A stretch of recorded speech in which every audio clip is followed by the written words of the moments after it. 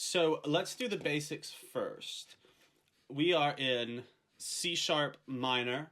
Please ignore this C major in logic. No, not C sharp major. I'll turn it to C sharp minor now. We are in C sharp minor, a very dark, longing yet romantic key. Every note's about her. It's a breakup song. And I was sad, and it begins here.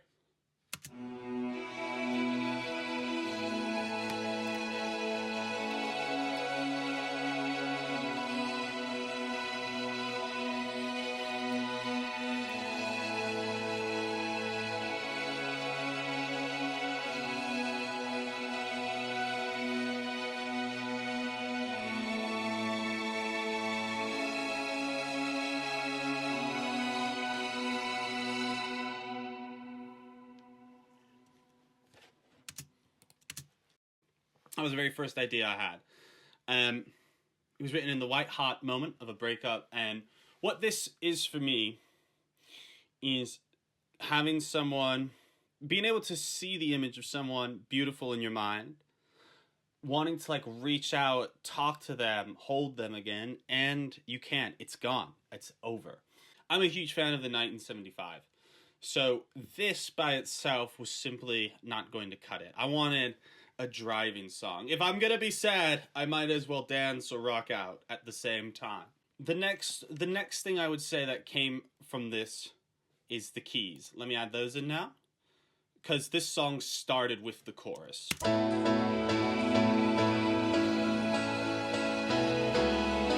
as you can hear, the keys are really rhythmic.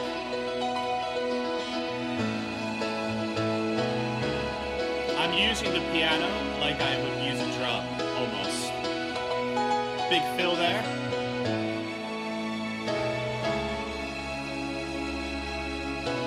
Doubling the melody of the vocals. Cut! Because that's where I sing by myself. And then we're back in. Now, it's not just a piano.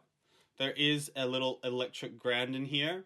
I've soloed the first chorus, but actually the second chorus, the electric piano has a little more to it. So I'll just show that. I'll just show you guys that now. Oh, hold on. Let's go a little further in.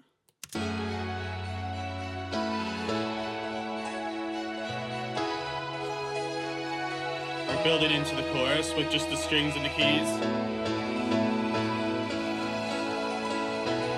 I'm gonna push it up. Oh my god.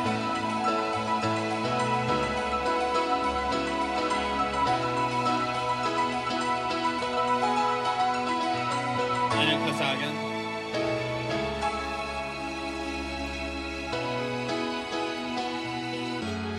Okay, so as you can hear, that's, an extra bit of the second chorus. Just a small thing, but a big thing at the same time. I'm a big believer in not repeating exactly the same thing in every chorus. That also applies to the vocals. I made sure each vocal take for the chorus is a different.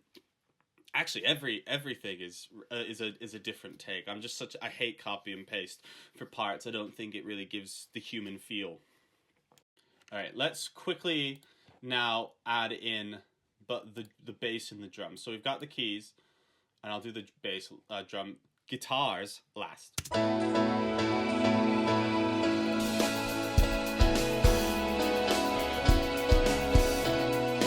So as you can see, everything around this enormous string orchestra is very rhythmic and pulsing.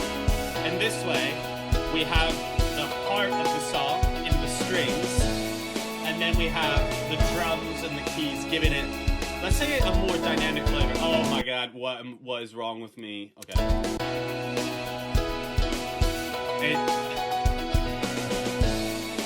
And we just cut, because that's where I sing the last bit of the line. So there's the drums, the groove. Jake did a fantastic job. I could not have come up with that drum part by myself, so it was great to work with Jake, my drummer on this track. Go check him out, Big Fig Studio.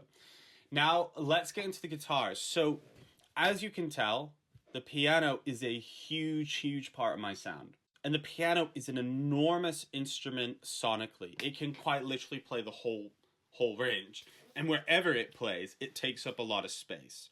And as you can hear from just the solo piano, there's a lot going on. There's a lot going on. And when you have that much going on in the piano, and we haven't even introduced the main melody yet, the guitars are going to have to take a back seat. But just because they're taking a back seat does not mean they don't have to be tasty. So let's add in the guitars now. They're deep in the mix. Hold on. I'm going to pop them up.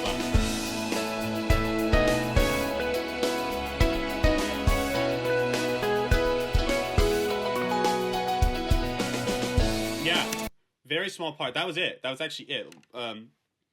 They're only in the first 8 bars. As you might have told, I'm a bit of a dork when it comes to music, and I am a huge, huge fan of Johann Sebastian Bach. In fact, here's my rubber ducky.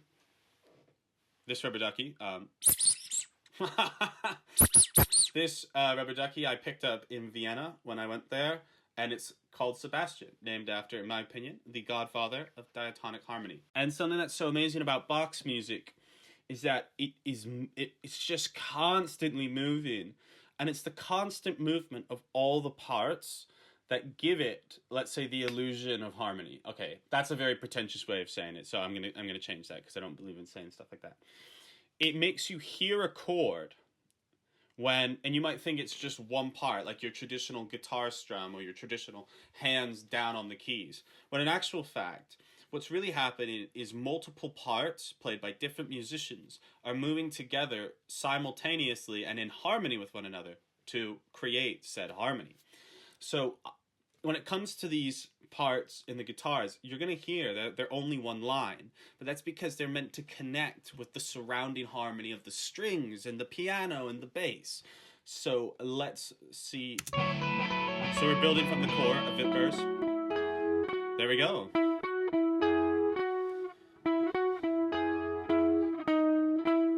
Oh, lovely. And then here. This is them doubling the vocal melody.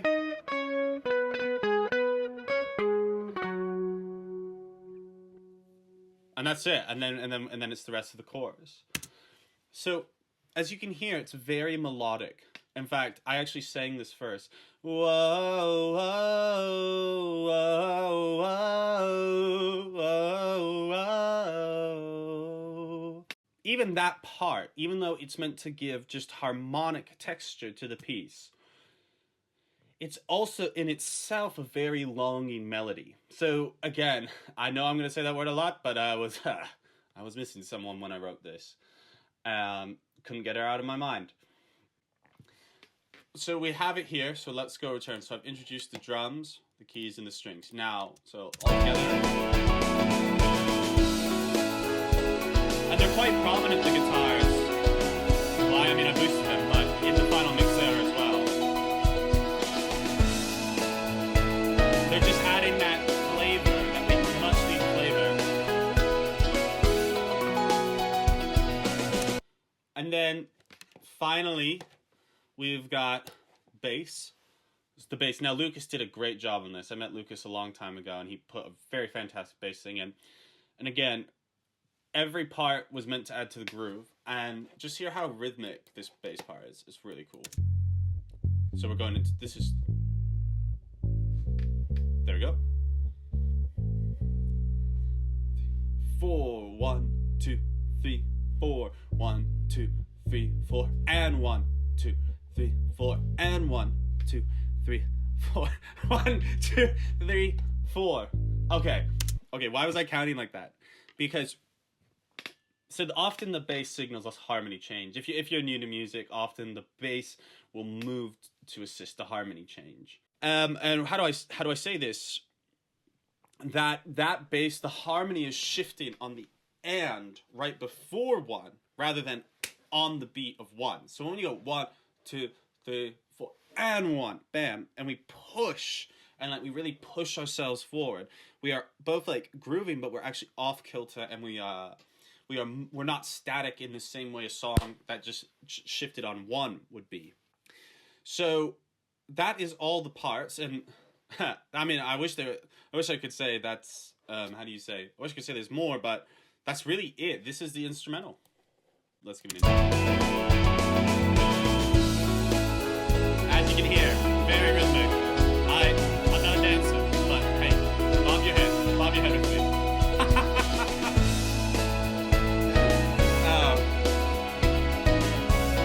I'm gonna share one more fact in a second.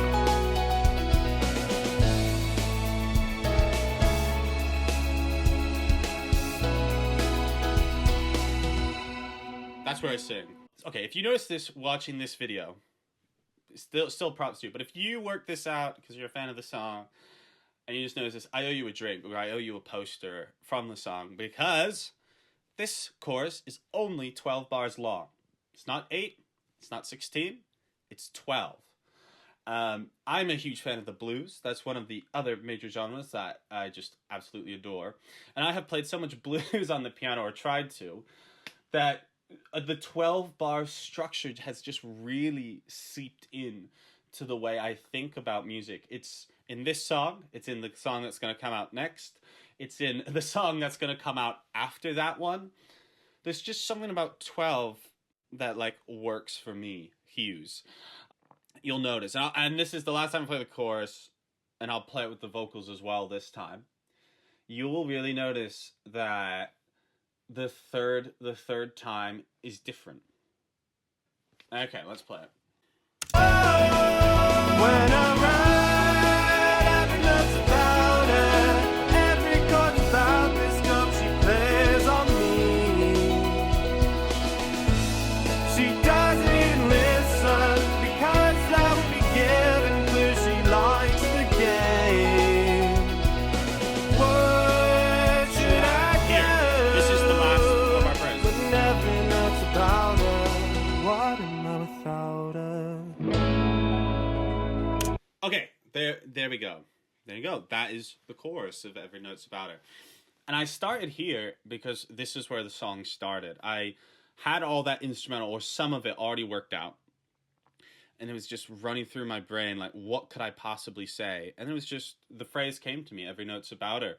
And I thought to myself, what a perfect way to sum up a musician's crisis, or like a musician going through a breakup. Every note's about it. Let's do the vocals now. And when I say vocals, I don't mean like let's talk about the lyrics. Let's listen to the harmonies here, because I adore these harmonies. I think they're the best backing vocal harmonies I've ever done. Oh, when I ride, every note's about her. Every chord's about this joke she plays on me. She doesn't even listen, because that would be giving clue she likes the game. What should I do when every note's about her? What am I without her? There was some backing vocals, and then there was no backing vocals. There was some backing vocals, and there were not backing vocals. It's as simple as you're getting to the start of the chorus. You may as well unleash your full, if I could sing every possible thing I'm feeling, I'm going to sing it right now, straight at the beginning. And that's why we have these huge vocals either side in thirds. Now, crucially, if you're learning to production and stuff, you're going to notice that there's not just backing vocals on top of my voice. There's also vocals underneath providing support. Let's listen to that. Let me see if I can solo the final chorus backing vocals. Let's see if I can do that by itself. Right, every note's about it. So that's an octave. So it's one harmony, but I've basically created a sandwich. So let's say my main vocal is the thing that goes in between, and you got two pieces of bread. They're basically the same. One's on top, one's on bottom. So those are in octaves. When I ride, every note's about her. Every chord's about this joke she plays on me. And if you are hearing vocals on your left and your right as well, what you're hearing are what are called the doubles and triples. A very common recording technique is not to just record the main vocal once, but actually 3 times to give it a huge amount of depth and breadth in the mix. So, one more time and then I'll explain something. When I write, every note's about her. Okay, so right there, the first interval is a third, which is one of music's most natural harmonies. But in there, very quickly, on two of the notes, the harmony part and the main vocal together form a fourth. And a fourth is a very empty interval.